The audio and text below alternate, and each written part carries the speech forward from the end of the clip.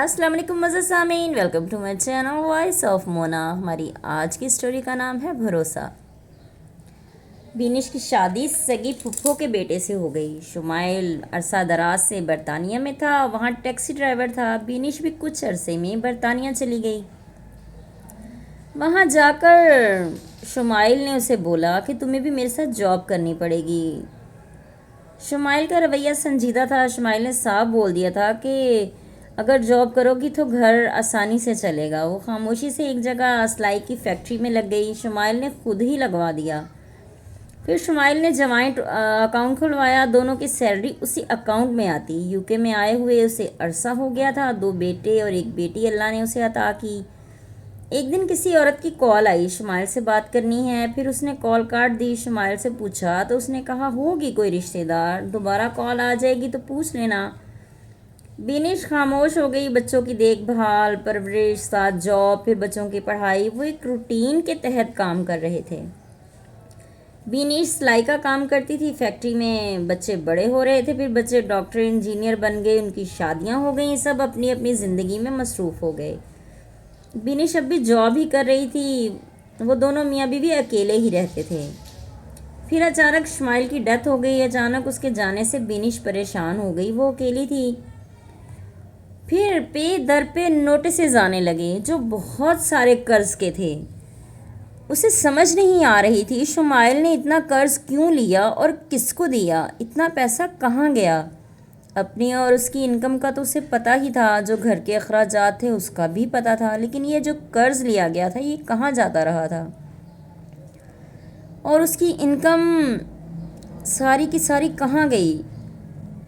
وہ بہت پریشان ہو گئی۔ شمائل کے ساتھ ساتھ اس کے نام پر بھی بہت سارا قرضہ تھا۔ بچوں کو بتایا تو وہ بھی پریشان ہو گئے۔ انہوں نے بولا گھر میں پاپا کے ڈاکومنٹس چیک کریں۔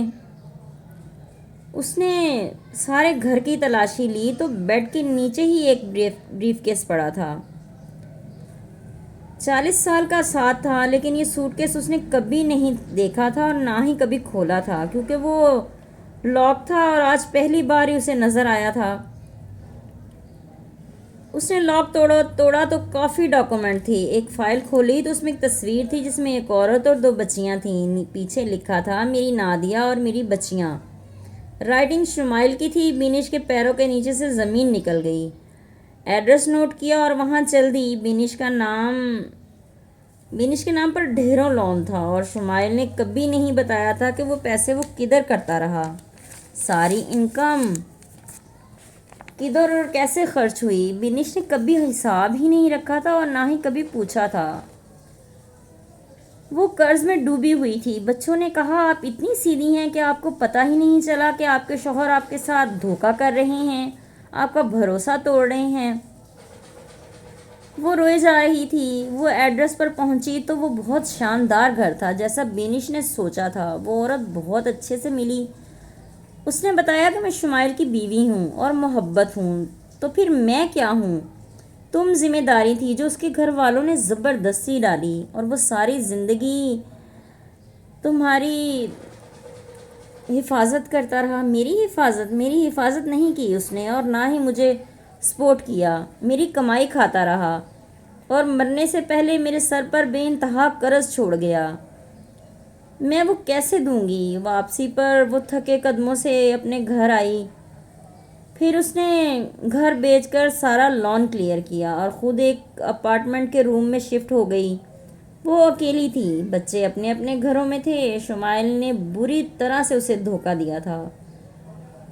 42 سال کا ساتھ تھا، مگر اسے اندازہ نہیں ہوا تھا کہ وہ اسے دھوکہ ہی دے رہا تھا ہر روز۔ وہ ساری زندگی غلط فہمی میں رہی۔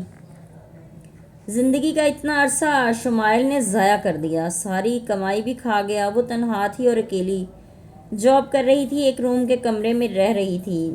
وہ غیر تو نہ تھا، سگی پھپھو کا بیٹا تھا، اور اس نے اتنا بڑا دھوکہ دیا۔ محبت، اور وہ بھی ایک غیر عورت کے ساتھ نبھائی۔ اس کی کمائی ساری اسی عورت کو کھلاتا رہا، اسے ہر چیز بنا کر دے گیا، اور بینش کے پاس کچھ بھی نہیں تھا۔ آج وہ ایک راستے پر تنہا کھڑی تھی اور قرض ڈال کر چھوڑ گیا تھا۔ بینش یہ سوچ رہی تھی میری وفا میں کہاں کمی رہ گئی، مگر اس کا کوئی جواب نہیں تھا اس کے پاس۔ جیتے رہیے، خوش رہیے، ملتے ہیں اگلی کہانی کے ساتھ۔